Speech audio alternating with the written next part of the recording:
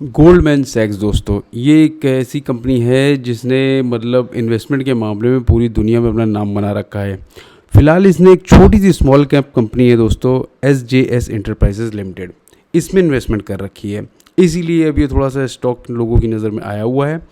अब देखा जाए दोस्तों, इस कंपनी के बारे में आपको बताने वाला हूँ, SJS एंटरप्राइजेज लिमिटेड। दरअसल ये दोस्तों गाड़ियों के पार्ट बनाती है। जैसे कि वो उसको अपनी गाड़ियों को लोग प्रीमियम बनाने की कोशिश में लगे रहते हैं, उसमें कुछ ना कुछ एक्स्ट्रा चीज़ें करवाते हैं, तो ये कंपनी का यही काम है। तो ये उसके लिए लगी रहती है, चाहे वो 2 व्हीलर हो या 4 व्हीलर हो।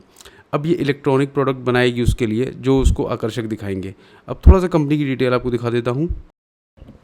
कंपनी दोस्तों जो है जनरली गाड़ी के पार्ट्स बनाने के लिए जानी जाती है। जैसा कि मैं आपको स्क्रीन में दिखा रहा हूँ, ये सारे पार्ट्स जो लगते हैं ये कंपनी के बनाए हुए हैं, कंपनी का लेआउट है। अब कंपनी का दोस्तों रिकॉर्ड देखा जाए दोस्तों, तो 5 दिन में कंपनी ने देखिए पिछले 5 दिन में 4% की ग्रोथ दिखाई है। लास्ट एक महीने में देखिए 113%, मतलब 113 रुपये और 10.5% की ग्रोथ है। और 6 महीने में हालांकि कुछ फ़ायदा कोई लॉस नहीं है, कुछ बराबर ही चल रहा है 6 महीने में, क्योंकि अप डाउन ज़्यादा आया था। एक साल का रिकॉर्ड तो दोस्तों देखिए 50% की ग्रोथ एक साल के रिकॉर्ड में कंपनी ने दिखाई है। कंपनी छोटी मोटी नहीं है। अब ये देखो आप, 780 रुपये के आसपास इसका था जो एक साल पहले का रिकॉर्ड था। 780 के हिसाब से दोस्तों 1220 रुपये, यानी 50% की ग्रोथ कंपनी ने एक साल में दिखा दी है। अब 5 साल के रिकॉर्ड देख लेते हैं दोस्तों, तो 5 साल में 159%। देखा जाए दोस्तों तो इतनी जो मार्केट कैप है 4000 करोड़ की, उसके हिसाब से सेफ़ है कंपनी, क्योंकि इतनी बड़ी मार्केट कैप में जनरली ज़्यादा ग्रोथ नहीं दिखाई जाती, ठीक है।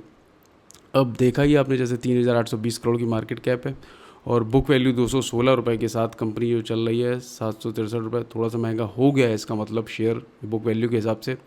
ROE ठीक ठाक हैं। बाकी सीधा सीधा प्रॉफिट लॉस देखते हैं दोस्तों, तो देखिए 195 करोड़ का प्रॉफिट है और टैक्स देने के बाद 119 करोड़ एक साल में। हर साल दोस्तों ग्रोथ तो हुई है कंपनी में प्रॉफिट के मामले में।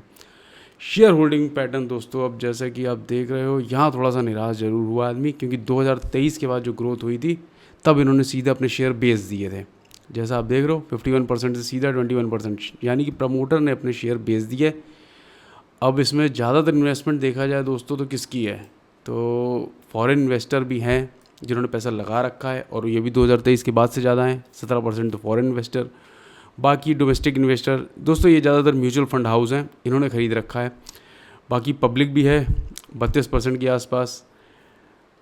अब दोस्तों ये आपके हाथ में है फैसला लेना है कि नहीं, क्योंकि ओवरऑल कंपनी एवरेज सी है अब।